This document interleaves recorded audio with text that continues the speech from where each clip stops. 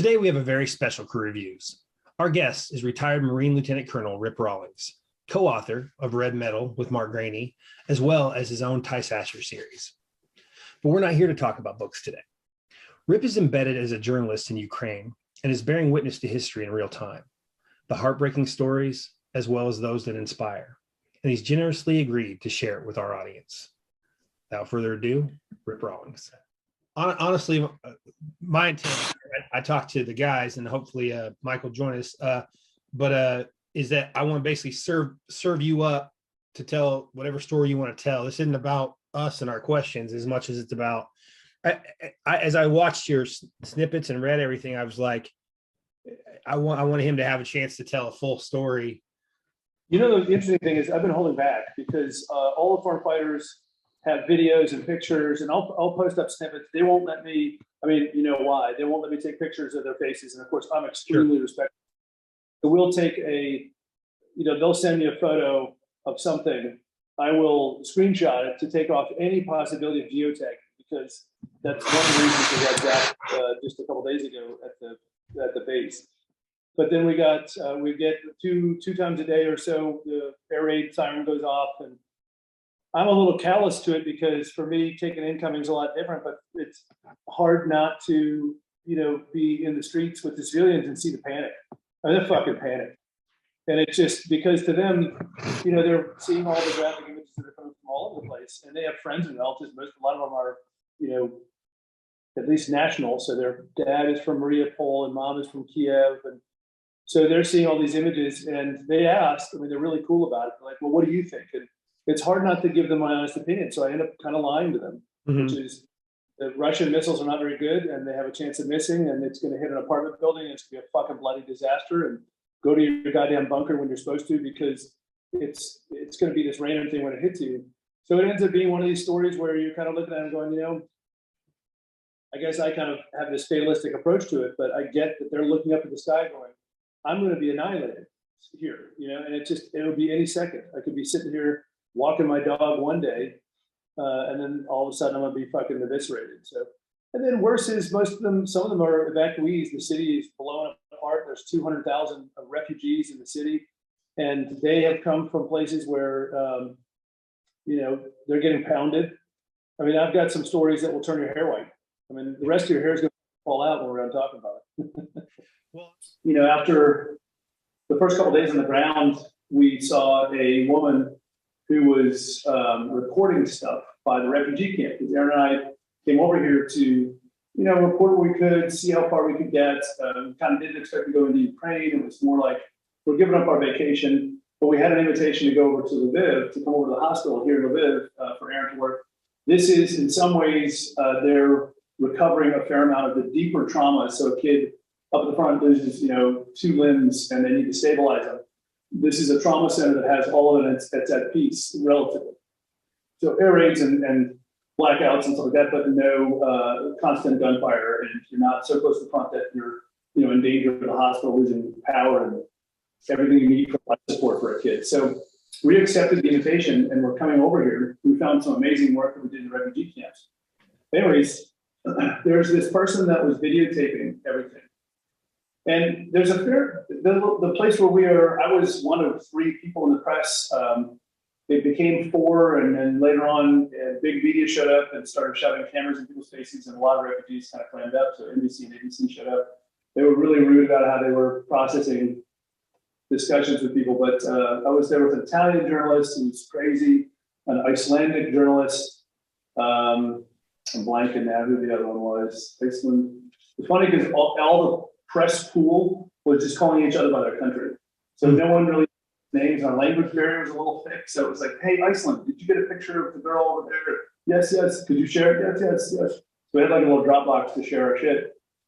But so this person came up, and it's funny because after a day or two in the camp, you're working a lot, and you get to know all of the volunteers. They're fantastic people. You get to know kind of the influx and the appearance of refugees. What they're dealing with becomes part of your problem life a little bit. I don't mean to say problem, but you can see in their eyes and tell who are refugees. It's not hard. And you can tell, I started, just because I'm a military guy, I got to know all the cops, I got to know all the border control guys, and pretty soon, Facebook, and we're telling fucking more stories. And so it was kind of cool because as a former dude, you kind of get in with other dudes, so Right. all the guys, doing camp stuff instantly took a shine to each other, and we're all, hanging out and doing stuff. So I see two other cops that I know take off after this person. This person runs. And I can't see the way this goes down and up this road. I couldn't see where they went to. And I'm like, I wonder what that was all about. So the next day I said, it was the Italian journalist. He said, did you hear what happened? I said, well, they chased a man yesterday. I said, yeah, I got that. I saw him running after him. I saw the guy that I know, Jakob, the cop chasing after him. Good cop out of Warsaw. And he says, yes. I said, they catch me. He says, I don't know. He said, but did you hear that they caught a Russian GRU agent disguised as a Spanish journalist just the day before that? And I said, nah. He said, so keep your press pass and press credentials with you at all times, because now they're good and nuts. So even the cop buddies, they didn't query me because by then we were all on Facebook together, but every time the new media showed up, even bigger media, they were like, give us press, show us your pass. And they were very wary of people taking pictures and videos because, well, kind of basically what happened with that camp the other day. By the way, so skipping topics rapidly here, which I'm known prone to do. So that's a little bit of life in the camp. The foreign fighter camp that got hit just 2 days ago on the border of Poland, which is not that far from Lviv. The Russians fired cruise missiles. Only 10 of them made it through. 8 of them hit the camp, and 2 of them hit Lviv. The 2 that hit Lviv were right south of the airfield, and that's where all the Ukrainian MiG-29s are being serviced. And they're down hard, meaning lacking parts and needing maintenance and whatever. So it's a perfect target. There's a bunch of others, obviously, I won't discuss them, but there's a whole bunch of other stuff that, everybody now kind of pays attention to, because it's like if you're close to that, even though all of Lviv is a UNESCO heritage site, it's likely that now they'll just start attacking those because they're deep targets for them. Me and other military guys, especially those that are kind of relatively senior in military, former military guys, not that there's a lot of fighters here that are, sergeants and staff sergeants that are unbelievable snipers, fantastic rocketeers, rocketmen and missilemen, and they're putting some hate and discontent down range, which we can talk about in a minute. But a lot of senior guys kind of hubbub occasionally. To a fair amount of people online who are hubbubbing about what's going on. And, Russia has a tendency to do 2 things when they get to certain stages in combat. One is to soften up rear areas that are logistics hubs. So that to me is that makes sense to why Lviv is getting air raid sirens twice a day. By the way, most of the air raid sirens are legitimate. It's just Ukraine isn't going to publish this, but I will tell you my findings, which is their air defense gunners are doing a pretty good job. So if you do the ratio of the last missile strike that we had, 30 missiles inbound, 10 make it. They have a 2/3 success rate. I think with an Iron Dome from Patriot batteries, they'd probably be able to do a lot better. So it would be nice if we could do that. I know the NATO issues, and we can talk about the NATO aspect of it. I'm very clear on why NATO is not supporting, because we do not want World War III, and NATO jets is World War III. Once they shoot down a Russian jet, so we don't want that. But it's tough not to look at the Ukrainians and say they're gonna suffer a lot more because NATO is not responding. So every day we have air raids about twice a day. Sorry, I thought I heard one. Now I'm hearing air raids. Oh, really? Well, it's weird because obviously it happens randomly, and you kind of go, "Is that it?" And you look at other civilians. We have phone alerts, but there's a little bit of a delay, so you kind of pay attention to it. But the other reason Russians use kind of deep strikes like the ones that they did is they do prep fires for their next objective. So if they're attacking here and they intend to go here next, they start softening it up. So 2 reasons Russians kind of doctrinally, and it does go back to Soviet doctrine really, kind of soften things up. One is to hit logistics spaces that the enemy is using, and high value targets or high payout targets like airfields that have MiG-29s on them, but also to prepare for the next step. So a lot of speculation on will the Russians come this far west. My own personal opinion is no. I think that Putin's bitten off more than he can chew. We can talk the tactics aspect if you want to a little bit, but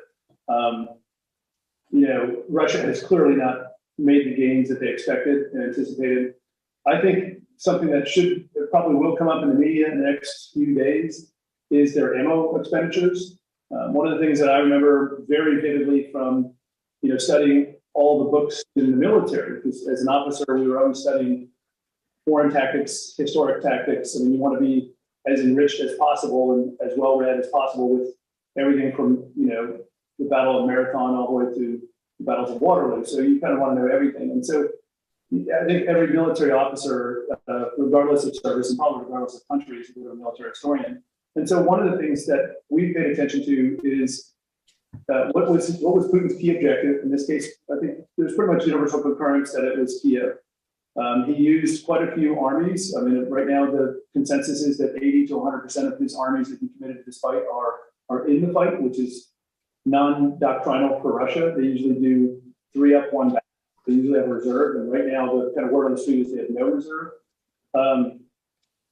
But I remember studying in all of my war college studies, all my command staff and school of advanced warfighting and all the rest of them, that Germany in World War I had this kind of ammo count. I mean, Germans being very efficient with war had kind of strategized how many rounds will it take to defeat the French? What does it take to break through the Maginot Line? What are the things that we have to consider to kind of make those things happen? And they blew through the factory output for 3 years in the first 6 months of war. And it was, in a lot of ways, it was too much. They couldn't sustain it. So as things got worse and the war went on longer, World War I as well as the rest of everybody else does, which is its attrition. And Russia is now facing some attrition problems. Mm-hmm. The difference in its key military hardware from the first first Guards Army tank divisions, and second, for that matter, the 35th, the 48th, 28th paratrooper, which are Spetsnaz, all the guys that we kind of typically look at as kind of the frontline fighters, have been losing at a rate that they can't sustain. And so in some matters, there was a general that was a former Pentagon guy like me, but obviously much higher rank when he served in the Pentagon. He made an estimate, he's retired now, made an estimate that said there's about 10 days left of ammunition for the Russians. So I think some of that estimate is very positive. You're seeing the PR machine from Zelensky is unbelievable.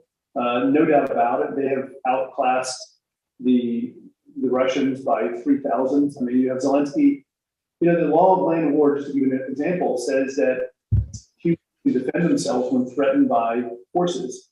And it's a fairly common, Ukraine subscribes to something similar. If you're in my country and you're a uniformed combatant, I have a right to kill you. It's very clear law of land war, and like I said, relatively international or universal. And Zelensky didn't need to, but he reissued an order signed by him and tweeted out to the world that said, civilians, if you're a farmer and you're on your field and you see a uniformed Russian combatant, you may kill him. Now, like I said, that already exists. If you're a farmer and someone invades your country in the United States and there's a uniformed combatant, you are authorized by the law of land war, although not a deputized military member, that you can kill an enemy combatant on your country. If you're uniformed, doubly so. He doesn't have to be armed. I just have to know that he has the intent to be armed. So he's close to a missile battery to press the button. He's close to his tank to jump in and do his job. So he doesn't actually have to have a machine gun in his hand for me to take him out. We try to avoid, obviously, the pitfalls of war crimes, which is he's got his back turned and he's wounded, or he's in the act of surrender. It's funny because I've talked to some of it's not funny, obviously, but the gallows humor in me comes out a lot, and it's helped quite a bit with a lot of the foreign fighters, US, UK, and others that I've kind of helped shepherd a little bit. You feel like a colonel again, talking to some of these kids because they're wonderful guys, but you feel for them and worry about them. But some of the Ukrainian soldiers that I've spoken to personally, one last night was just out of his wits. He still had his AK and his pistol. It was loaded. He actually showed it to us and then fucking put another round in the chamber while he was talking to us. And I was like, okay, he's fucking I don't know if he had been drinking, but he seemed like he was pretty pissed. He had just brought quite a few of his buddies back from Kiev. And these were dead compatriots, and he was taking them to their parents. So he was quite emotional, but he was willing to talk. So I kind of grabbed interviews where I can get them. And he said, I've never taken another prisoner again. I said, fuck those guys. And he's just violent about it. And it's hard not to understand that. It's like, if it was on our shit, I wrote 3 books about Russia invading, 2 of them about Russia invading our country. And so it's pretty easy for me to kind of put myself in his shoes and say, yeah, I'd have a hard time. I would, as a trained, former uniform guy, I don't think I would do it, but I would have a very hard, I would think about it. Do I need to take this prisoner? Because F him. I might have to bleep me out a couple times because I'm on like 30 cups of coffee, 1 hour of sleep. Some of the fighters that we've been hanging out with have kept us up all night. There's a curfew. So you have to be indoors, kind of locked down, partly because I think they don't want missiles to hit and civilians to get injured in the streets, which is mass casualty, but partly because they want to stop infiltrators. Quick side note, I might be scatterbrained because I'm on stapled up, but they've been using, I don't think I'm going to mess up any OpSec because it's happening not in broad daylight, it's happening in dark night, but there are vehicles that drive around at night, which are obviously patrols, Ukrainian patrols trying to do the job, and your internet goes out when they drive by. So we have direction finding capability, we have electronic warfare, clearly things do. I'm glad they haven't done a cold knock on the house and the like, because I'm bleeding out electrons from GPS satellite communications devices to, I brought a lot of hardware with me because I wasn't sure where we were going to operate or how. And I can literally go from laptop to tablet to phone with Bluetooth keyboard to no shit, fucking writing with a pen and paper. My mom, who's an old, kind of old school reporter, said, "Don't forget your pen and paper." Like, okay, take this. But there's a lot of stupid, goofy shit happening. GRU, if you were Putin and you had some very good intelligence capability from GRU all the way to his other intelligence assets, you would use them. It's all in for him right now. And so people are very, very scared because they have had, if not a first-hand, maybe a second or third-hand account. Of course, it gets muddy and the story probably gets bigger. But they do know of a guy stopped at a checkpoint last night. They checked and he had satellite communications devices and film, and he's now gone to the jail and he's being interrogated. And then, they don't hear about it because obviously it becomes military intelligence and no one can discuss it. But it's happening and they talk about it. And you go, holy shit, this is an active war zone.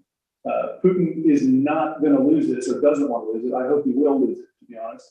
But I'm a very biased journalist.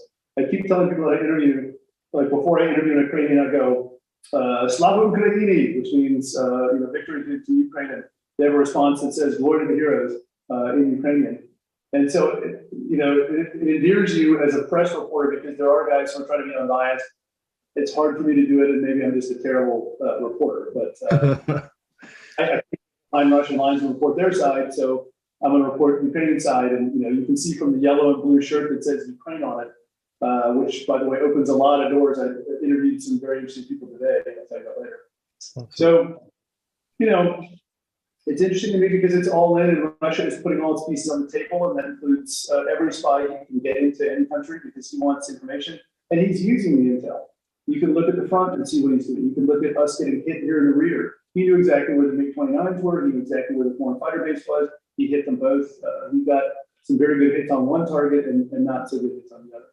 Well, let me ask you a question, because I mean, obviously, Russia's a formidable force, and they're outstanding when it comes to the technological wars of hacking and things of that nature and intelligence. They have a very well schooled apparatus. But has there been a situation, in your opinion, as you watch this both up close and from afar, where kind of like in Iraq, Saddam's idea of what his capabilities was far different than what they actually were because the people below him were so afraid of him to tell them the truth? Is there any of that in Russia? Because it just seems like they're, I know they expected probably to meet less resistance, but it from the outside looking in, it seems like their capabilities are a little bit, either their capabilities or their strategies or their tactics are less than what we sort of build them up to be.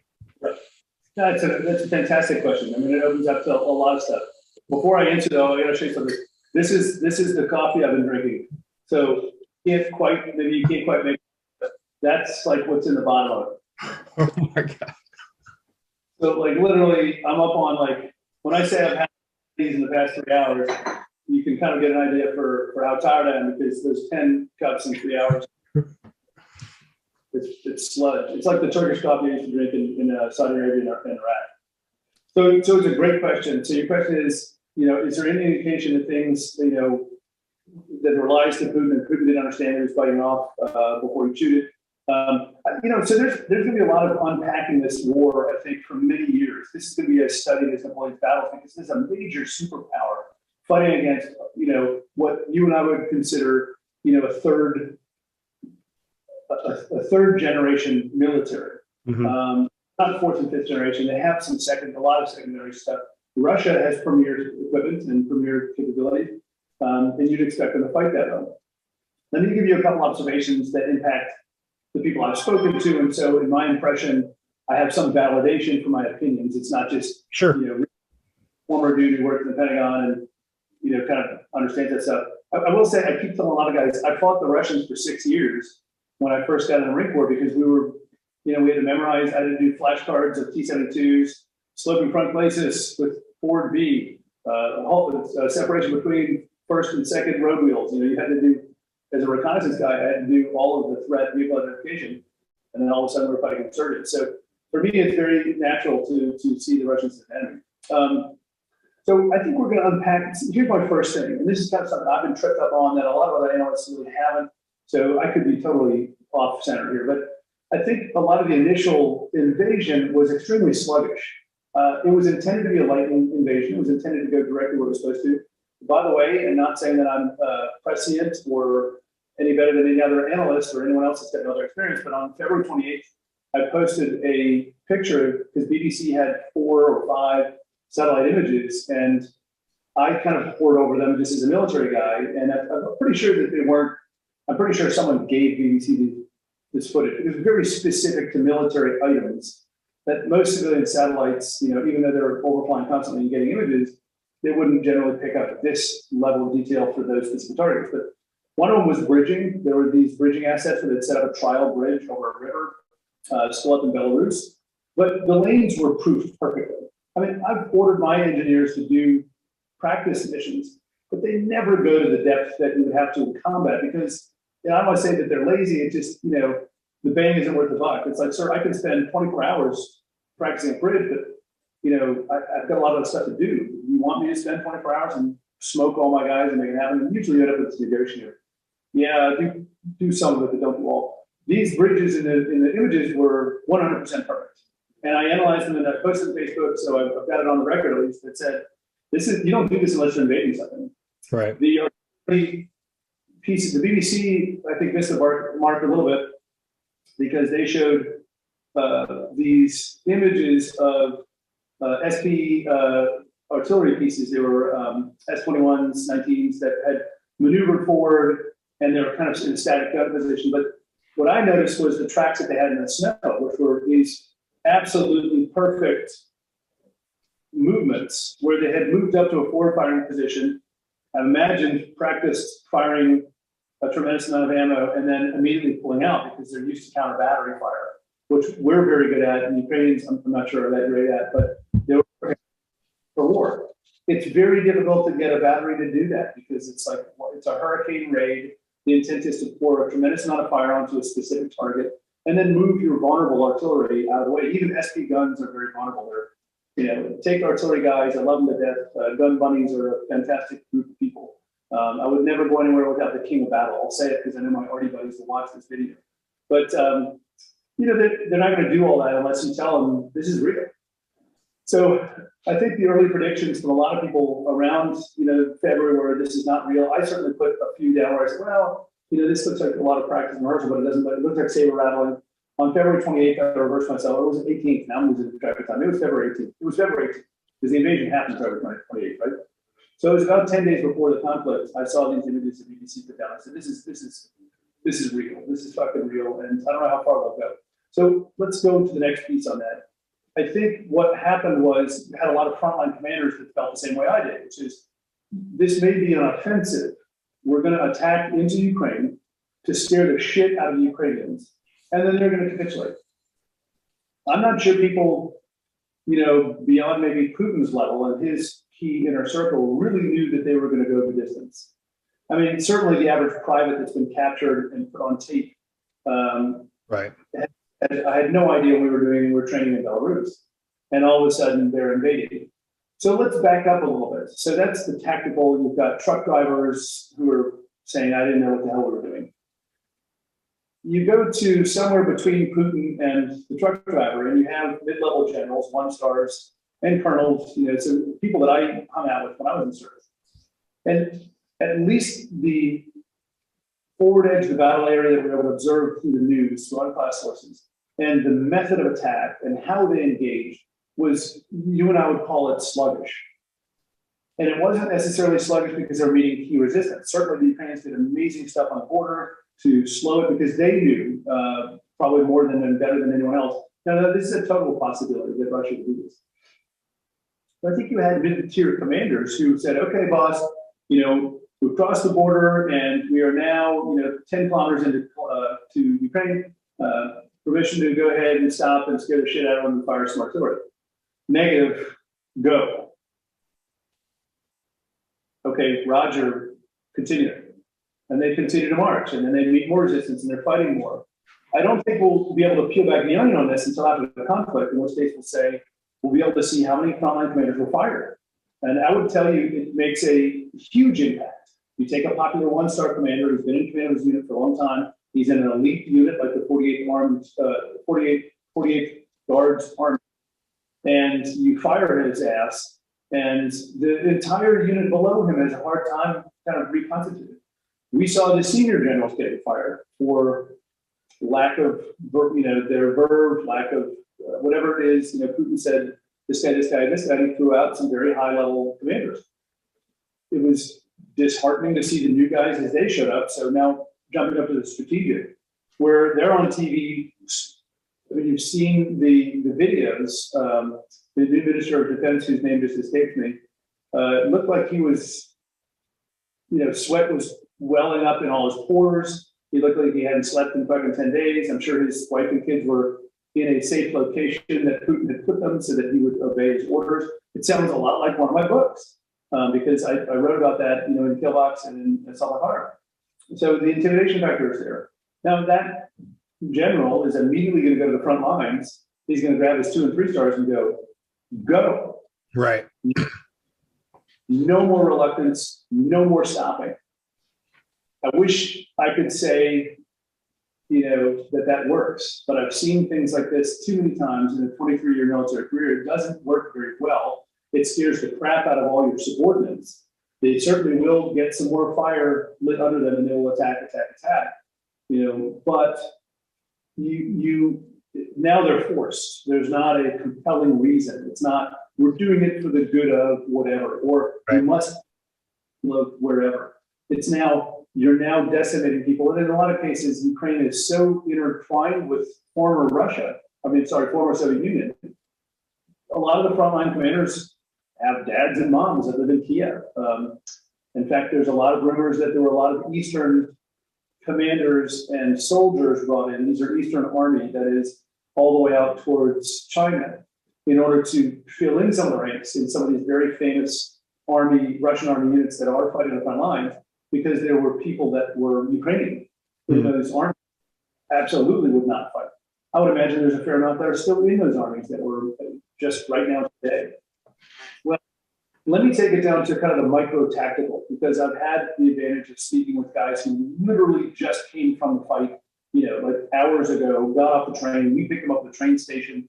They are sweaty and stinky and smell like fires and explosives, and have live rounds on them still that they have to get rid of, and they're just barely handed their weapon off to the armory while they rest and refit and repair. An advantage, by the way, the Russians don't have is that these guys are getting an opportunity to kind of cycle back, drink a hot coffee, watch some YouTube or Netflix or whatever, the French soldiers are going to do, and then go back to the fighting. So The Russians did what is exactly Soviet doctrine, which is they're indiscriminately pounding every block into submission. In a lot of cases, there are civilians trapped in no man's land. So I have interviewed civilians that are still had been. I mean, you and I, our hearts kind of jump when we go, "Why were you still there?" You know, but it's their house. You know, and it's all they have. In a lot of cases, Ukraine is very impoverished compared to the United States. So the vast majority of the refugees I've spoken to don't even own a car. And so this for them is life goes into a suitcase. Excuse me. So the US, UK, other veterans who come here to fight say the Russians are smashing everything as they move along.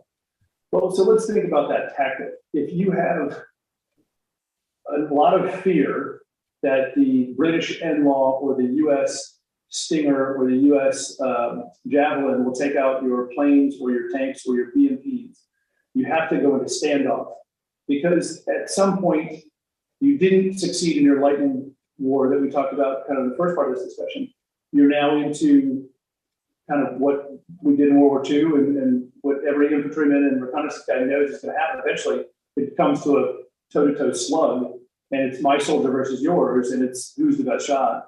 So they've now switched to Russian Soviet tactics, which is I can't win with you because your weapon systems are more precision than mine. I'm losing too many tanks and BMPs and high critical payoff targets. So now I'm just going to pound you and send my infantry in on top of you. Very, very Soviet. It is working to some regard. When I talk to the fighters that are up there, you know, the stories are, I mean, I wish I could say horrendous covers it, but it doesn't. I have interviews that I'm not allowed to use right now because it shows people's faces, and of course it describes units and locations. I've been taking pictures of like the waist down. In one case, one guy who's a former Ranger guy, it had his jacket in the photo, and he said, "Can you take that jacket off?" Because even the jacket he's wearing, I won't tell you what it is, but he said it's kind of identifiable. He's right. It's a civilian jacket that he had that he's been wearing all the time because it's up until today it's been freezing. And so they said that they're crawling into the basements. They're sustaining 1,000, 2,000, 3,000, or 4,000 rounds a day on their positions. The Russians are absolutely taking out everything from schools to hospitals because it's in their way. And then they send in infantry. It is again Soviet doctrine. Spetsnaz is the first to go. There have been reports of Belarusians. I can't confirm them, but I'm not going to deny several reports that I've heard from people that they have killed Belarusians in black uniforms. I don't know Belarusian uniform well enough, so someone can kind of fact check that. But they claim, because the Ukrainians with them claim, no, this is a Belarusian passport or whatever. I would suspect we'd see some of that in the media, but I haven't, so I can't verify it. But what you end up with is you know, I put out a story from some Georgians the other day where they were in a basement. It was shelled to shreds. There was nothing left. I don't know how many Georgians were killed there, and if I did, I wouldn't say it anyways because that would be demoralizing the Georgians. But whatever was left of them after sustaining mass artillery for hours crawled to what was left of building foundations after the shelling, because you know the pause in shelling anytime the Soviets attack means the infantry are coming. Set up their machine guns. They couldn't hear anything. They were mostly punch drunk, you know, shell shock, and they just set up machine guns and started pouring on fire. And the Russians came. They repelled the Russian advance, but it was like this is World War II. This is Stalingrad. I mean, yeah. And that's what guys talk about it and say this is Stalingrad. There is nothing but rubble in some of these cities. And then you get endearing stories from some of the soldiers. The U.S. soldiers specifically said they were pounded for 2 days. 2 guys got lost. So the pounding was so bad that 2 guys somehow were, you know, displaced from their building or their area. And in the case of the 2 that I'm referring to, did not show back up for 36 hours. So for 36 hours, they were sleeping in the woods, you know, with no equipment besides a rifle, unsure of where the lines were. I mean, we're literally talking, you know, World War II, World War I shit. No kidding, happening every single minute of the day. And of course, they grabbed these guys when they came in. In some cases, they were egregiously wounded. You know, so yeah, I'll tell you about the medical aspect here in a minute. So and again, these stories come a mile, and it's great to be a veteran to talk to these guys because they do open up immediately. I think it's cathartic, and I'm hoping I'm helping. Of course, a lot of the time I kind of coach them through it because I've dealt with a lot of guys with PTSD, and so I'm seeing, and hearing they're the first ones to tell you this is nothing like Iraq and Afghanistan. This is what I read about from World War II, and no clue how absolutely horrendous this would be. I'll use a statement that was not from a fighter, but a person told me, because they have given us stories similar to this. They said it was literally like for 10, 12 hours of artillery pounding, banshees coming out of the ground and pulling my soul underground. I flattened myself and didn't move or couldn't move while things were blowing up around me for 8 hours. Just so no one on the Russian side takes that as mission success, 1,000 rounds means you defeat the Americans, the Ukrainians. Then the story comes out about how the sniper who's one building back starts being targets because the Russians come after the 10-hour pounding. And then the machine gunners realize, okay, this is it, and come out of their positions, put up their PKM or other kind of Russian manufactured machine gun and go to work. And so far, I've heard a few accounts of people, of the soldiers having to withdraw the lines, and a few accounts of them then kind of retaking the grounds. But I guess what I would characterize it as, after about 22 interviews with soldiers who fought on the front lines of all nationalities, is that the lines haven't changed significantly. So if you're kind of analyzing when is Kiev going to fall, everybody's watching this flanking maneuver where, I should do it the other way around for people who are watching. Putin's armies are moving from, the north and starting to curl to the southeast, which that's obviously they're looking for encirclement.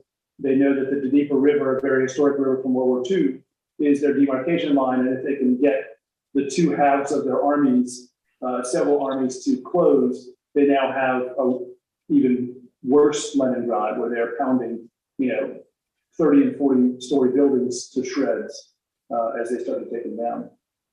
So I don't know if that characterizes it. I would say it was, to kind of go back to the larger picture, things were sluggish. None of the armies made the gains they needed to. The technology of weapon systems that were used against them was not what they expected. Their own ammunition expenditures are way over what they anticipated. And you have a toe-to-toe fight on the ground that U.S. veterans and UK veterans and Italians and others are fighting alongside their Ukrainian brothers, and they're showing the Russians that they are not going to go away. So we talked earlier about why NATO will not be involved, and I'm not just talking about the no-fly zone. I'm talking about in any other way, because it would extrapolate into World War III. Let me ask you kind of a really dumb question: Is the biggest fear that the nuclear fear? Like, for instance, if the nuclear question was off the table, would that be as big a concern to NATO? Because it seems like what Ukraine is doing to them, if you were to throw in first generation armies, the Russians would be in a world of hurt when it comes to the conventional war. Am I right? No. I mean, if U.S. I hate to give air guys props because ones that do the hardships, and guys like Don Bentley and some of our other buddies that are authors who are now turning into writers will eat it up, and I don't want to give that 1 inch. But I will say what you're seeing is kind of an infantry and artillery fight. It's a relatively two-dimensional fight because there's no one has air supremacy, no one has air superiority. Two different definitions, two very different things. There's temporary air superiority where the Russians tend to be the ones to gain it, and then are able to kind of use unrestricted air warfare against the ground. But it's so limited because of the amount of stingers and manpads. You can even just watch the videos online and you can see proof of, just flying at like 30 feet off the hard deck, literal hard deck, not the kind of air, or the Navy's version of hard deck, which is like 2,000 feet. Sorry, Navy guys. We dealt with that in Iraq, Afghanistan. So it's a great question. And I think talking about NATO's involvement is the hardest thing in the world. I'll say, I personally don't believe that there's any chance of nuclear or chemical. I believe that Putin is nuts. I think he's a megalomaniac. I think that much like the character that he is supposed to be in my book, by the way, who is exactly the same kind of character and does the same kind of things, big decisions because they see weakness. I think that's very Russian. I perceive that you are not going to do anything about it, so I'm now going to take a step that I believe I can do, whether that's world leadership, whether that's, us pulling out of Afghanistan willy-nilly. There's a lot of indications, I think, that Russia looked at it and said, aha, we have an upper hand. I mean, a divided America is a perfect example. I wish to death that we could get America to unite, and also obviously all the nations as well, because it would stop it. There's a lot of things that could have prevented this. I believe 18th Airborne Corps' whole means for existence as the GRF is to fly to Poland with 26,000 dudes and dudettes and just go, we're over here with frickin' with our knives and we're ready to take it. That's a deterrent. I mean, ship the USS Teddy Roosevelt and put it in the North Sea and you have a deterrent, nuclear included. I personally don't think he will. So I really hope that I'm right, because Russia has a class of tactical nuclear weapons that I wrote about in my book also. I'm not doing shameless plug for my books. It's just a lot of this stuff I did discuss in the book because I believe strongly that this kind of thing could happen. And so, it was easy for me to write because I kind of war gamed it when I was in the Pentagon, and then Right. and said, well, this is kind of what a big what if. I mean, red metal is, I think we're batting, at least a 4-4 right now, because we've done a lot of stuff right, including that armored train, by the way. I know. I mean, I had a lot of people nuts like, armored train, no one uses trains, like, and then that thing started rolling down the track. I'm like, boom. So hashtag boom. So my kids give me a hard time for the hashtag. So my perception on this is that the biggest fright from a Ukrainian perspective is that the U.S. believes in strategic nuclear weapons only. I was the nuclear officer in the Pentagon of the United States Marine Corps. I mean, we don't have any nuclear weapons in the Marine Corps, but my duty was to ensure that I was keeping an eye on how the Navy and Air Force were doing the nuclear stuff and watch expenditures and see where there was Marine Corps equity. So you can imagine I was constantly kind of having to educate myself on what it meant, and I had to go to DC think tanks and learn about nuclear strategy and the nuclear triad, how they're employed, et cetera. America's belief is that if you use one nuke, regardless of yield, against a NATO country, we will nuke you back. So we are able to choose, meaning if you use one nuke against Poland, we will use something in kind. We don't tell you what it will be. It would be stupid to do. You're clear on what that means. So Russia has a different philosophy.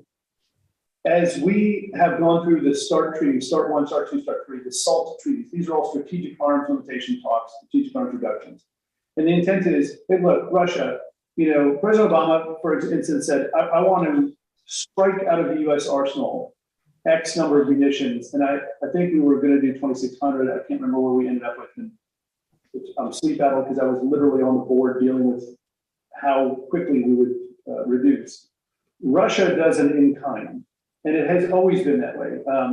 There have been times during the Cold War where it wasn't. Our strategic nuclear stockpile was astronomical. We're now down to less than 12,000 a piece of strategic ICBMs, or also the cruise missiles that we have, nuclear cruise missiles. Russia has another stockpile that we don't really acknowledge that are tactical nuclear weapons. We used to have those. In fact, the U.S. Army had a bazooka that fired a nuclear missile, which I cannot imagine operating the nuclear bazooka, but they have a nuclear artillery piece. I mean, even that to me would be, you're firing a nuclear weapon 30 kilometers away. Oh joy, I'm still feel like I'm going to get irradiated, at least with gamma radiation by the time the thing detonates. So Russia still has a fairly large stockpile. They've never had to account for it. It's never really been a part of SALT and START treaties, but not much. Like I said, I put it in one of my books because they see it as an acceptable battlefield weapon. I have lost X number of troops, tanks, soldiers, combat aviation, etc. I now use a large yield weapon. It happens to be nuclear, but it only affects this radius. This is Russian thinking. They don't really acknowledge, a nuclear winter. They don't really acknowledge fallout as much as we do. They don't acknowledge alpha, beta, gamma radiation doing gamma is immediate and can cause, immediate effects on the body. We know that from Hiroshima. Alpha and beta systems. Gamma can go through 2 inches of lead. Alpha, you have to breathe it in the air, but it will sit on dust for a long time, and you are a farmer and you are near Chernobyl, and you can understand what will happen. You will get the effects of that. By the way, my wife is a surgeon. I think we've talked about her before, but she has had an astronomical number of people from the Ukraine, from around Chernobyl in the past 10 years, who have thyroid cancer. So that's alpha and beta radiation that is affected in long term. So we acknowledge all of that.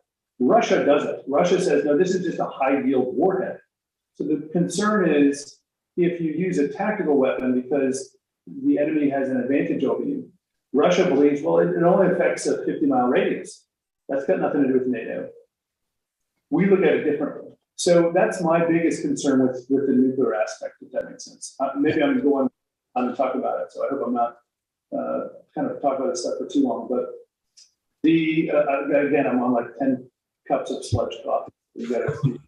And being over here kind of changes one's perspective pretty quickly on what the war is. It's very bad. So I think to get back to the NATO question, as much as I would love to see it, as much as I will tweet about it all day in kind of a hopeful fashion, Sure. We should never involve, the president said it the other day, regardless of what you think of this president, I will say that using NATO inside the borders of Ukraine, I'm not going to make myself very popular with all my Ukrainian friends today, but it will be World War III. The instant an air cap is put into place, which is what Zelensky asked for, President Zelensky asked for, and an American plane shoots down a Russian plane of any kind, Russia will not hesitate. At that point, Russia will say, okay, this is a chance for me now to drop a tactical nuclear weapon into Poland because you have aggressed against me, and I'm only involved in a regional war against Ukraine. And so now it's clear that I can go ahead and use a theater-level nuclear weapon against one of your forces. So we do not want that. I hate Ukraine suffer, but do we want to see Europe suffer? Just the NLAW from the UK, the Stinger from the US and our close allies, and the Javelin are exceedingly sophisticated weapon systems. And the only way I can describe it is Lockheed Martin and all of our agents that construct these weapon systems give you a 1 in 100 chance of missing. They're very, very good. I've fired them or seen them fired and witnessed their capabilities. And I would say a very large portion of the tanks, the better generation tanks, T-80 and above, that are being killed on the forward edge of the battlefield, are being killed by those weapons.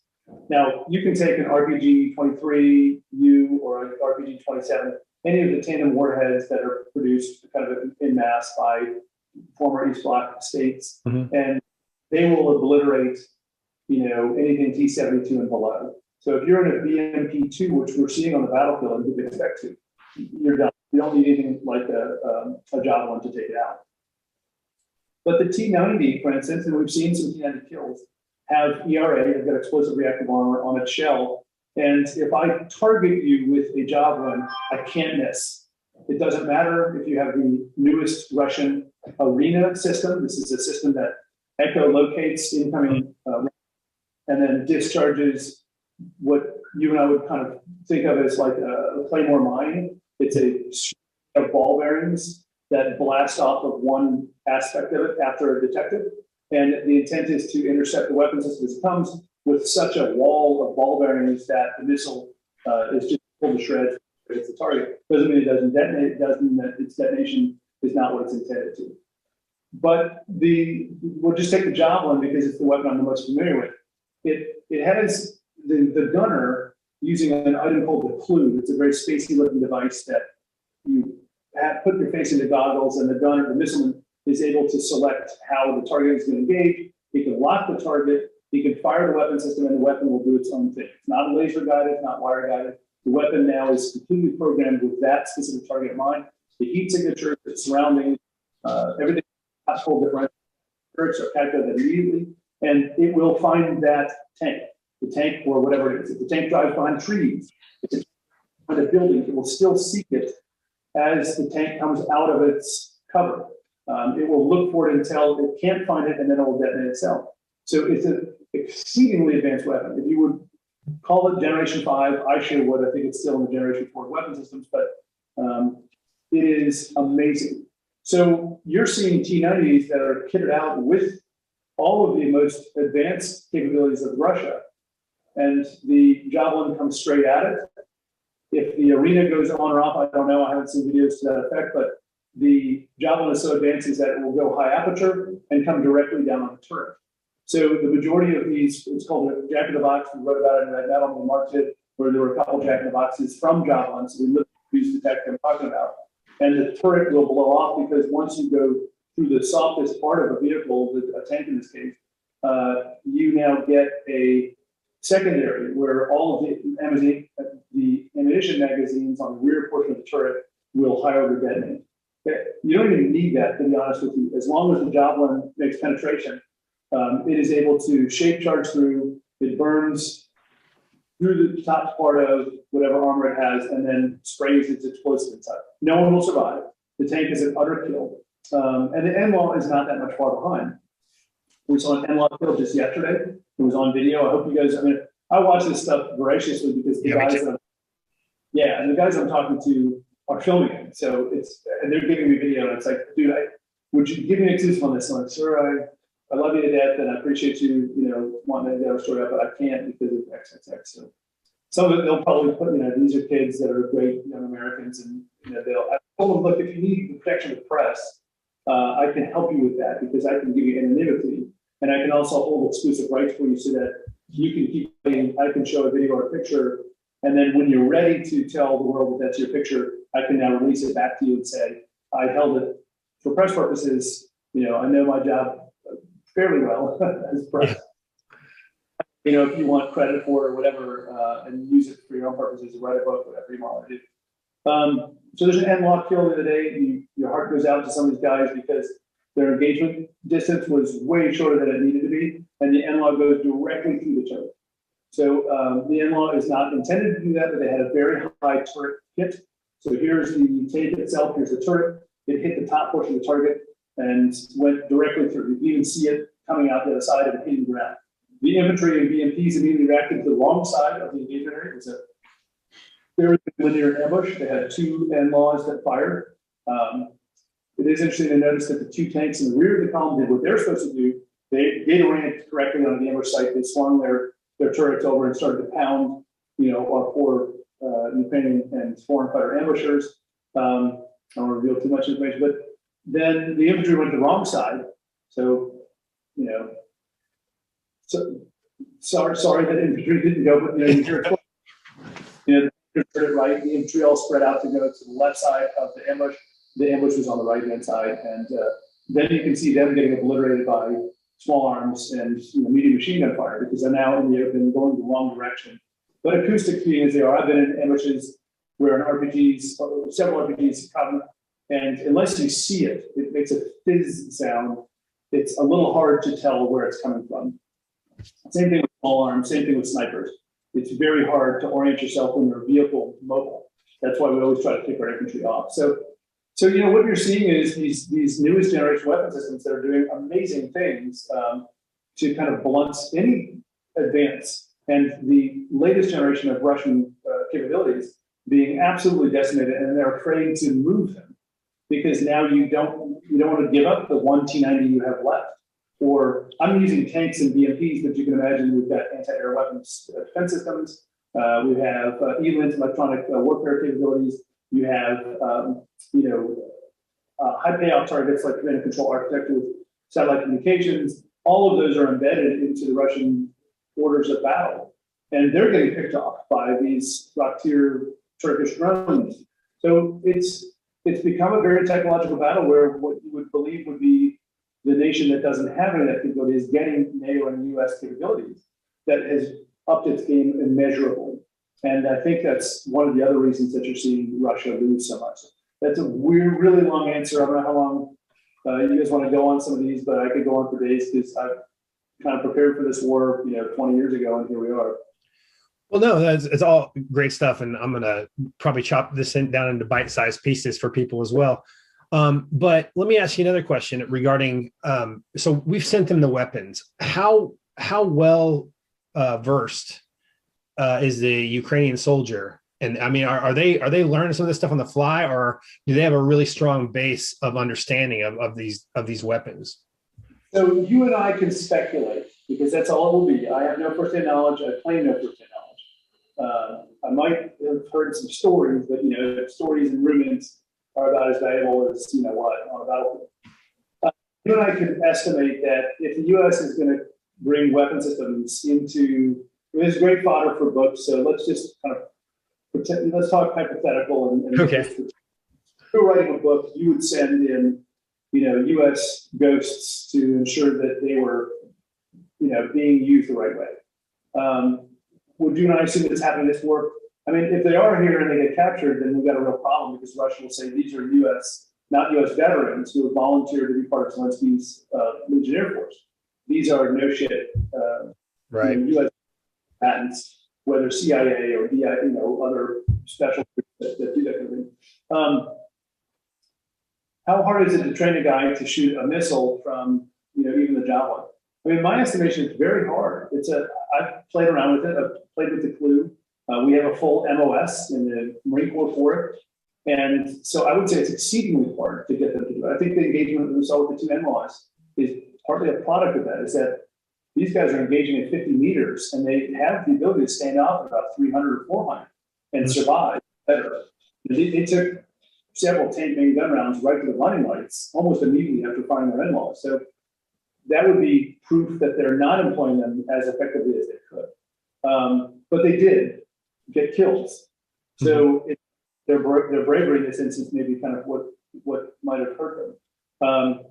So I don't know. It's hard to speculate. I think there's been a lot of training that happened before this. I think in the preceding couple of years, we did help. There were NATO training facilities in this country.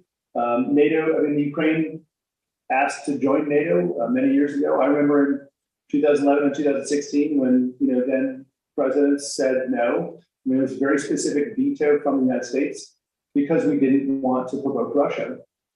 You and I can speculate all day if that was a good or a poor decision, but as a non-member state, they did receive some training from NATO. It did include things like SAMUS. Now, I will go one more step and say, if you give me that weapon, and I'm a proficient Ukrainian army unit that knows how to fire all sorts of other technological devices, it's not going to take me long to spin my guys up to at least kill targets. So I think we're going to see a blend. Are there spooks out in the impact area? I have no firsthand knowledge, but if it were me, I would do it. I would put in guys. I would disavow them, and this is where the James Bonds make their money. Damn it, let's just get in there.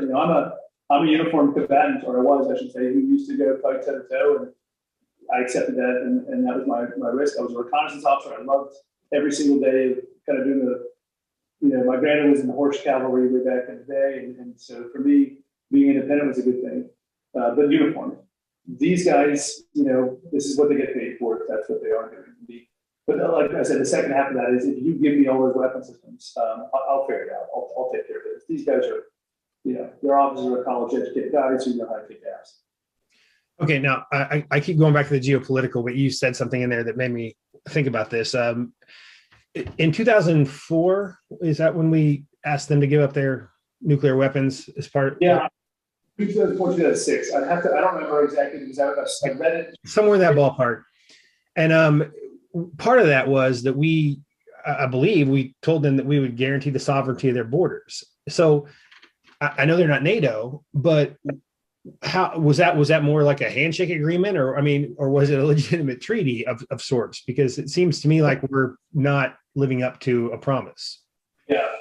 Yeah, and a promise versus a treaty are very different things, right? So I would have to go back and look. I don't know. So the ones I'm not 100% sure. I knew Pacific treaties exceedingly well because I was the Pacific desk officer as well as the nuclear officer in the Pentagon. So if you ask me a Pacific treaty for Taiwan and others, I could and that'll, by the way, Red Metal 2 is coming out in not so long, about another year or so. And that will include a lot of treaties across the Pacific, which I'm sure a lot of the readers from Red Metal 1 already know. But I don't know exactly. It's funny because I just read the article on it 2 days ago, and I'm already completely spacing it because my head's filled with, the refugees. More visceral, more immediate things. Yeah, talking to refugees kind of fucks you up a little bit, and I'm sorry for saying it that way. It's just, there's a lot of people who are going through immense pain that they didn't ask for and don't deserve in any regards whatsoever. So I'm not sure 100%. I have to go look. I would say I don't. It was clearly not a treaty because we have not reneged on any treaty obligations. We've had some in Korea that have been changed over time, but it was certainly not a treaty that was binding that said Right. alliances protect you and the territorial integrity of Ukraine in the event of an outside invasion. That's more of a NATO agreement. So we do that with NATO countries, but we have very few other treaties. I mean, Taiwan is one of them that say if you're attacked by an aggressor unspecified, we will come to your aid and defense. Ukraine, I'm 90% sure we didn't say that because we would and we would do it. But like I said, it's not that difficult to drop the GERF into Poland. 18th Airborne Corps is itching to go. My great uncle was in command of the 18th Airborne Corps, and I guarantee you he's rolling in his grave right now because this is what he expected.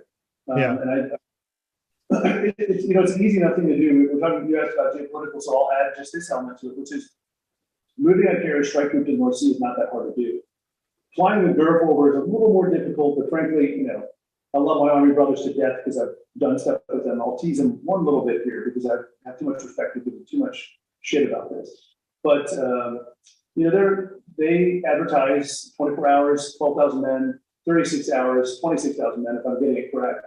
And they can do it as long as Military Airlift Command gives them all the support. They can do it. We wrote about it in our book. 18th Airborne Corps moves to Europe and it's not available or moves to Taiwan rather, and it's not available to come to Europe. And that's why our generals in our book are able to do things they do.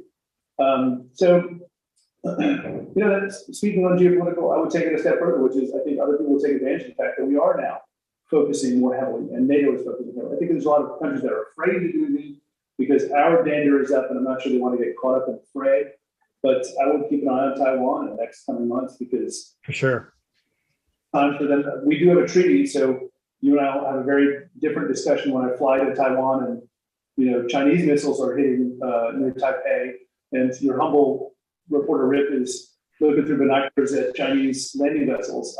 You and I will have a different discussion. I'll say, well, I'm confident to have a treaty. I'm waiting for the guys that I trained as a Marine officer to come over the hill. I'm just wearing a black jacket and trying to cover the news. So that'll be a much different item at that point. But I would be wary of what China will do because China is as advantageous seeking as Russia is, and I wouldn't put it past them to try something. My quick comment on that, and then I want to ask you one more geopolitical question that has to do with Ukraine. My comment on that is that I wonder if this united economic sort of counter-offensive towards Russia is giving China a little bit of pause. I mean, they hold a little bit more. They hold more cards than Russia in that regard, but it just makes me wonder. Their economy is already struggling. Yeah. If that would give them some pause. So that's my hope. But my last geopolitical question, you keep talking about, and it's clear to see the echoes of World War II, and we're seeing visuals, and we're not seeing the visuals, but we're hearing about them that show that are Stalingrad like. The other aspect that echoes World War II is this megalomaniac expanding his reach. And the question is okay, where's the Winston Churchill line? And I know that was his own country, but where's the line that says, okay, this guy is going to continue to do this because he was, if he's successful in Ukraine, what's next? Is he going to try? Finland's not yet in NATO, and that's a strategic area for him. What's next? And what is our sort of bright red line in your opinion? Yeah, I mean, so my own opinion, and I really hope I'm right on this, is that if and when he seizes Kiev and gets most of everything east of the Dnieper River under relative control, he'll stop. And he'll leave the majority of the western half of Ukraine alone. Because he is now, economically, it's very difficult you would have to be head buried in sand to not realize Russia is now bankrupt. Right. I mean, this the final, you gotta admire the power of the Western, finances. Is that, the Russian economy was the 11th largest economy in the world before the conflict. I don't know where they are right now, but it's going to be like in the 30s or 40s. They're going to be in the same space as Uganda or, Vietnam or other countries that are very depressed because their economies are not as thriving as some of the other economies that have a very large industrial base. So, yeah, it's a great question. I think that he's absolutely crushed right now. And economically, if you're at $800 billion yesterday, and today it's $8 billion, my belief is that if this is ever going to have a quick conclusion, it'll be an inner sanctum person who's like that, probably a general who's been on the front lines and sees how many of his cousins and brothers are being killed and says, I'm done, and smuggles a pistol into a meeting. I think that's why generals are sitting far away from Putin, is that Putin knows. They attempted to assassinate Hitler 26 times from 1929 till he killed himself in the bunker in 1945. And most of them, I think like 92% of those attempts were inner circle or fairly high-placed general officers who said, enough is enough. You're killing people, and this is a bad. I guarantee there's people inside Putin's inner circle who are saying that. So I would say Putin is getting close to the red line, and he fired missiles within 20 kilometers of the Polish border.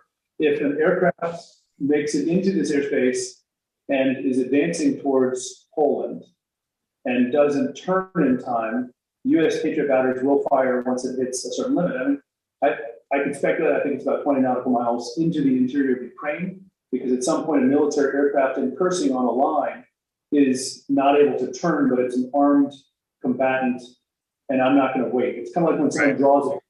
Sure. And in the act of drawing, you shoot the guy, because your assumption when he does this is I'm his target. And so, most of this, the NATO line is kind of more like this, my weapon's coming towards you. So I'm using that as a metaphor. But if the plane, a jet, a rocket, a missile, a tactical nuclear device is detonated in proximity to a NATO country, Poland in this case, I think we'll see a NATO response. So I think we're close. I don't think Russia will cross it, because I think they're really good at pushing our scare button and saying, oh, look, I just struck a target 20 kilometers, 5 kilometers, it's not 2 kilometers. So screw you. I think these are warnings toward NATO as much as everything else. I'd stay away because I have reach and I will get there. Any aircraft and missile, any vehicle weapon system that goes across the border will invoke a NATO response. So the red line is the border itself. We're so close to it. On the other hand, you have card-carrying GRU in the country of Poland, a NATO country, that are operating on behalf of Putin and his armies, collecting data and intelligence. I mean, this is a fiction author's dream, because literally all the things that we write about in books are happening right now. Yeah. Taylor, Mark Cameron, Mark Graney, all of our favorite authors are absolutely beside themselves right now, because they've all written about this. Yeah. All James Bondian stuff that the gray man does is happening. And the opponent is doing the things that he's talked about in his books. So in a lot of regards, fiction writers, I think, and this is kind of where it comes back to you guys, is the fiction reviewer aficionados, is that it's happening, and it's happening in technicolor in 3 dimensions, and it's real. All right, now let's dig down, because since you've been there, you've seen the much more personal, much more immediate micro side of this war, and of the crisis, that's the humanitarian crisis that's resolved that, or that's come out of it. So tell me, and I'm not going to ask you to pick the most, but tell me an inspirational story that you've witnessed or that you've heard firsthand from somebody that you've met. Okay. So I'm a writer, so I'm going to give you juxtaposition. I'm going to tell you some worst. Okay. If you even touched on worst here, I'm talking to soldiers, and their stories minute by minute of combat are gut wrenching. And I hope to unleash some of these videos I'm making, because you can hear from them firsthand. You don't need me to interpret it. The refugees are almost more gut-wrenching because this is a civilian caught in certain spaces. Let me give you 2 instances. Let me give you 3. There's a woman who came into the refugee center who cried for 3 hours. Now, it's hard even to talk about some of these because, you know, I was witnessing and listening and talking to these people. She was inconsolable. What did she go through? I mean, I wasn't going to approach her for an interview. I videotaped her for a minute. I will destroy the videotape because I don't want to put it out there. I don't know that people should deal with it in the online interpretation and discussion about it because it's very personal for her. But I had to remember it, and so I videotaped it in some ways just so I could remember the emotion when I have a chance finally to sit down and write about it. She was inconsolable. She could not speak. She could not move. People were carrying her from A to B. When she finally got into a van that took her away, she was still crying as she drove away. What did she deal with? I mean, you and I can speculate. I don't know. I could speculate based on the other interviews I did. You know, dad dead, building demolished, house gone, cat, dog dead, children dead, neighbors dead. You know, saw all of it. You know, can't speak, can only cry. So it's tough. There was a little girl, I did a montage of her. She just never smiled. She just couldn't smile. So we tried to bring her, there's a little, you know, stuffed rabbit that we brought over to her. Nothing. Brought her something to drink and eat. Nothing. Tried to do, you know, the Poles were cracking jokes in Ukrainian, those that spoke Ukrainian. Nothing. No response. Just could not respond at all. I talked about this on my Twitter also. I was kind of, at some point, cataloging people's emotions. It's like, I've seen 3 people do this, so I'm going to write about it so people understand this is now a response for a teenager, a child that has witnessed these things. So I would approach people very softly and gently to try to get an interview, and the children of the adults would take their little toy and cover its eyes when I came over. I'm a stranger, I'm wearing it's a little bit unfortunate, but you know, I have very official press looking stuff. I had an armband that I took off very quickly that said press on also, but it's in a foreign language and it does look a little militant. I think I look a little militant. And to them, anybody that's militant that's not a Ukrainian soldier, because they recognize those uniforms and the Ukrainian flag, is a threat. And so the children had several reactions that were very similar, where they would cover the little teddy bear's eyes, or they would, in some cases, they would kind of turn the animal to the side and partly turn themselves because I was a threat or danger. And to me, that's learned behavior. You know, if someone did that to them along their journey. In some cases, this exodus is 3 or 4 days long. They leave from Kharkiv, and you know, Kharkiv, if you don't know, has been pounded summarily as badly as Kiev, or maybe worse, because it's a smaller city and easier to encircle. And so somewhere along the lines, you know, mom put their hand over the child, and the child now, that's the response to some outside stimuli. There was a woman from Kharkiv who could not bring her voice down to a normal octave. It was like talking to somebody who was, I mean, she was part deaf from the explosions. Her story was that her neighbor's house was demolished while they were in their house. All their windows were shattered, all their doors blew off. Their house shook and parts of the beams and stuff kind of came in. They went to their basement. They felt it was unsafe. I never really understood why, but they went to their neighbors because I guess they had a safer basement. And then the shelling hit their house and it collapsed. They don't know where their dad is. Their brother is fighting. He was inducted. He was like one of the guys that was on shortfall and he had to go fight. And she bring her voice down to a normal level. Okay, so that's the juxtaposition. Very, very terrible World War II stories from anybody that you talk to. Okay, deeply traumatized children that will. I'm not sure how they're going to get over this. This is going to be, you know, beyond the humanitarian crisis. There's going to be an emotional aspect to this where you have, you know, non-veteran veterans. I mean, these are war wounds that I saw with, you know, 19-year-old Marines that came out of combat, and now you got a 7-year-old girl who's dealing with it. So, yeah. So I mean, so you asked about the positive then. So then the other aspect is, you know, the little girl who is given a teddy bear and smiles, and that by far is the norm. Is that, you know, they find that there's hope out there and they want hope. You know, the children that are seeing. you go to any of the feeding stations, you see these people. There was I put it on Facebook and YouTube and Twitter because it was like so endearing. These Lithuanian dudes who own a hamburger truck and a restaurant in Lithuania. And Lithuania is the postage stamp of the country. I love it that even more so now. But these guys, you can find their names, and I would hope people might want to contribute to them because they're only using their own resources and some local church resources, by the way, to buy sausages, and they're cooking these extremely hearty meals on giant pots and in these vats and stuff, and it's unbelievable food. I mean, these guys are, they're real cooks. They know what they're doing. And the smiles you see in these lines of people that have been walking for a day to get across the border, in some cases 80 miles with little children. We're talking 8-year-old kids walking this distance. And, here's these guys that have brought this food truck from Lithuania and are dishing out this stuff. And the kids are just, some little girl in our camp, I put a lot of stuff on Twitter, some little girl in our camp, I think it was there's a Christian group that was amazing. It's on my website. And I'm pretty sure I know who it is. There was this young girl named Anna who was very jovial and kind of was making connections left, right, and center because of her smile. She just was one of these girls that, immediately people want to talk to. So I think it was her. I don't know for sure, but someone brought a little pack of bubbles. And there was this girl that just was nonstop bubble blowing. So there's bubbles all over the refugee camp for a while. And all of us, the small pool of, Iceland and Italy and us reporters kind of went over to say, where are the bubbles from?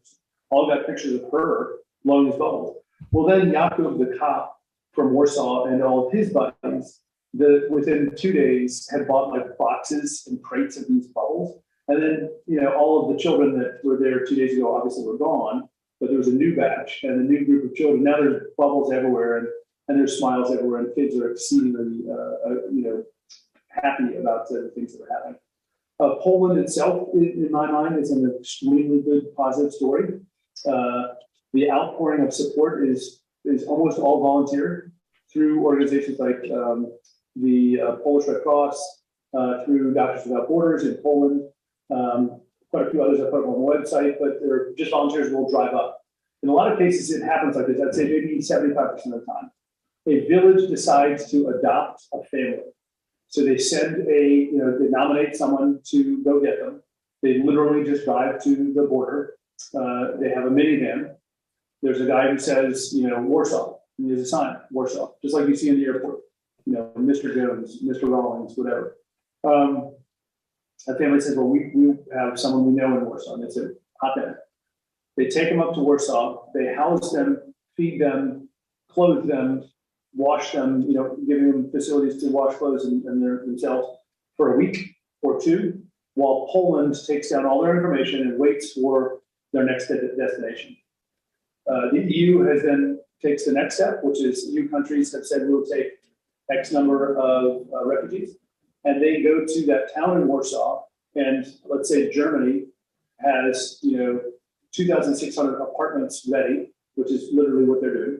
They pick up a family from Warsaw, a family from all these different locations, and they take them over to Germany, and they say, here's your new apartment for you and your children. You're going to eat free for a year. You have a television. We're going to help you get a job. Even with the language barrier, we'll help you get language lessons. We're going to put your kids in school. It's unbelievable, absolutely amazing. So we're literally looking at a refugee crisis that has not been on par. I believe we're going to get close on Sunday where it's almost over what we saw in World War II, but it's on par with World War II, and the response is nothing short of magnificent. It's a Marshall Plan, before the end of a war to support refugees that when I learned how it was working, I was like, wait a minute, how is this working? From personal stories of towns helping to the state saying, we have a block of apartments to help you. Now, what happens after that, I couldn't tell you, what happens with displaced persons is pro and con. Some good, some bad. Teenagers, 19-year-old kids sometimes get in trouble because they don't speak the language. People may look at this and say, well, I've dealt with so much trauma, I kind of just want to sit on the couch and watch TV for a while, but God bless them, I think most of us would say that's okay. So those are the positive stories I'm seeing, is that systematically Poland and Europe are doing amazing work to try to deal with the crisis. Yeah, the logistics, excuse me, the logistics of that are too are beyond me. So, well, let me ask you another question. This is open-ended. What is a story or a detail about what's going on that has either been unreported or underreported, in your opinion? Well, there's a lot. It's really interesting because we're kind of in a stage where people are quick to kind of look at things on Twitter and Facebook as reality, because to them it's an electronic means that has a photo or video attached to it. What I will say is that Ukraine is extremely good when it comes to its public relations, and Russia is exceedingly poor. So you are seeing a very one-sided, lopsided version of things, which is you are seeing a tremendous amount of positive stories from the front. In my own interviews, there are still some negatives that are happening. Meaning, on the Ukrainian side, there's a lot of hurt, a lot of damage, a lot of people getting hurt and killed, and a lot of casualties. This is not a bloodless war. I will say it's hard not to admire what President Zelensky has done when it comes to public relations, because even negative stories are being told in a light where they say, here's a little girl who literally the town is being shelled and she's feeding birds. And then the president's network will put that out, and it's like, we do need some hope like that. You were asking about that, and literally the other side of the town is getting smashed, but the Ukrainian PR machine says, well, that's true. This is war, and we're not going to let you forget it, because Ukraine will be the first one to remind us this is really bloody and shitty. But then they'll say, look, there's a little girl who still is doing what little girls do, which is feed birds. So, does that answer your question? I don't know if I got the question. Yeah, no. I just I feel like in some ways I understand why it's anesthetized before it's presented to us, but the actual combat itself is not being reported, is underreported. There are very few reporters, myself included, that are getting anywhere close to the real front.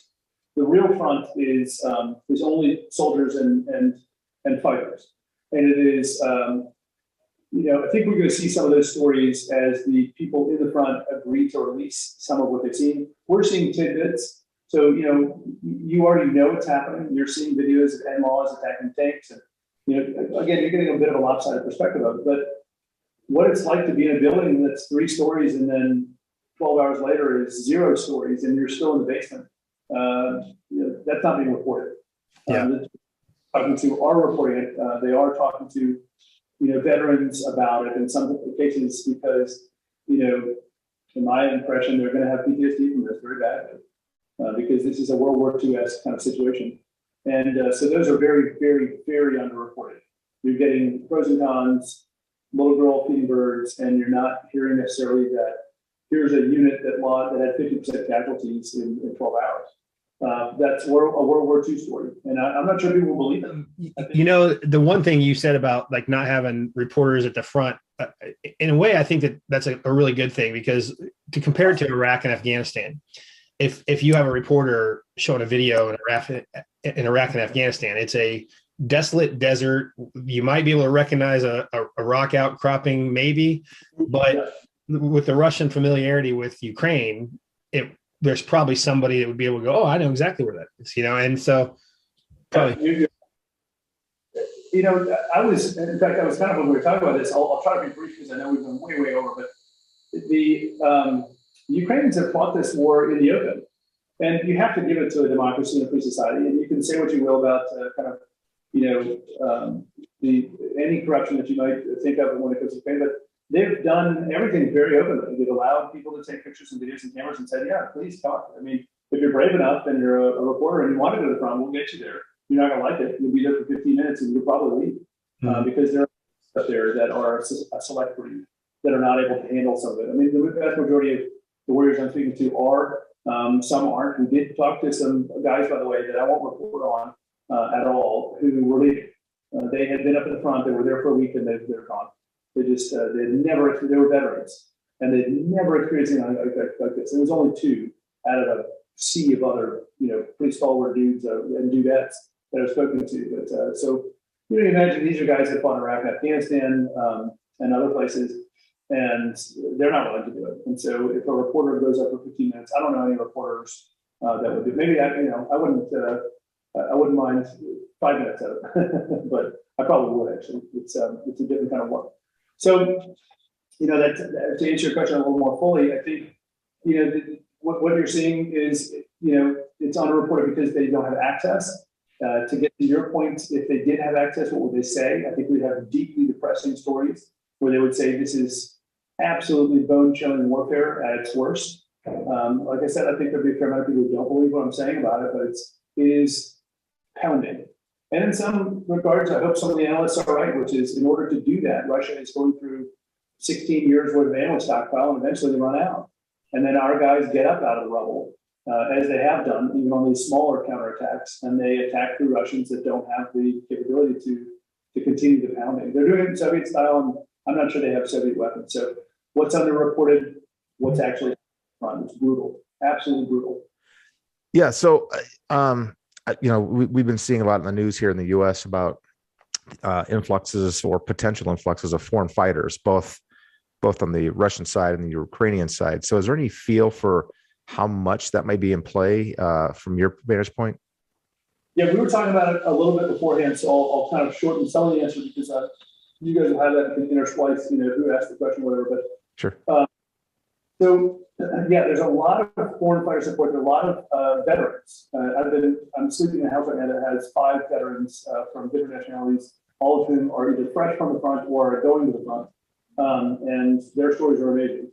And so you do have a very large percentage, a very large amount. They were attacked directly by Russia just the other day. So they attacked their training facility. They've been attacking very, very heavily on the front. I think they're receiving it in kind. I have a sniper story that I want to talk about later. Not with us. I'll put it out as a story. We could talk about it some other time. Yeah. He had 8 kills in one day. He was a U.S. Army Ranger, and he killed 7 Russians, and he believed 1 Belarusian. So much so that they brought in another Russian sniper to try to kill him. Right. And one of his buddies, who's another Ranger, used a rocket. It's funny because I asked him what kind it was, and I don't think we got there, but his buddy knew that the counter sniper was going to happen. They've been working as a very large team and fired the rocket at the Russian sniper before the Russian sniper could fully deploy, and took out half the building and the sniper included. So wow, veterans were literally kicking ass and taking names for the story I just mentioned. So the official estimate, I think, was 7,000 from Western media, 7,000 veterans from all nationalities. I've interviewed a Spaniard who was a sniper also, 6 years in the Spanish Army. He was a veteran of foreign wars. You can look at Facebook and Twitter to see that interview. I have a much bigger interview. Very neat guy, very humble, very quiet. As you expect, a lot of snipers are quiet. Yeah. But my snipers certainly were when I employed. The other side here, Ukraine estimates, I think, 18,000 foreign fighters that have been inducted into the Legion, that's what it's called, and have been kind of deputized to fight. I think the number is somewhere in between there. I couldn't tell you personally because I have never been out there kind of counting numbers, but it's a very high number. It's killed, it's been in the news, so I'm reporting exactly what's been in the news, 35, and wounded an additional 150 or so. So it was a precision strike. It was intended. By the way, a lot of people are blaming the Norwegian media for it because the Norwegian media came to the gate, videotaped a Norwegian or 2 that had was in part of that foreign legion, and then sent video out. Apparently, with geotags of their location. It's a known NATO training base. Would Russian GRU have known it was there? Maybe they already did, but they were hit with precision guided cruise missiles, and it caused tremendous amount of damage. So yeah, there are foreign fighters. I would say they're doing very, very well. I would say, just as I mentioned a second ago, but the war at the front is like nothing we've seen since World War II. It's 1,000 to 3,000 rounds of artillery a day. It's Russia invading entire city blocks. And then in the case of the Georgian fighters I talked about, obviously also legionnaires, they were completely deaf. I talked to a medic, U.S. Army medic, by the way, who, I'm sorry, no, blending my stories, but it was a medic. I don't want to give too much information. Yeah. But treated the Georgian commander. I'm not sure what rank the Georgian was, so it's kind of secondhand, but I trust the story. I trust the source. The person I'm speaking of is there. They were completely deaf. I don't know how many they lost in the building, but the building went from a 3-story building to a 0-story building. And then the Russian special forces attacked, as it's very Soviet doctrine. And the Georgians came out of essentially what was left of the basement, set up crucial weapon systems and small arms, and stopped the special forces, the Russian special forces attack, killing a number of them. Now, how many Georgians died in that attack is, I don't know. I have no report on that. But the report I did get from the medic was they were completely deaf. None of them could hear anything. So they did it all with sight, observation. I see the Russians are now attacking. They had somebody who's observing. There was nothing by radio because they couldn't hear any radios, and they all were then mobilized. Now you can imagine they're also exceedingly shell shocked. And I've seen some of that as well. I've seen some of the guys that are just, they've sustained 1,000, 2,000 rounds a day. So, not to give the Russians any comfort, like I said, these guys are able to come out. I don't know how many dead Georgians there were, but their commander, with no hearing, was able to rally his men and repulse what would have been, a very bad attack.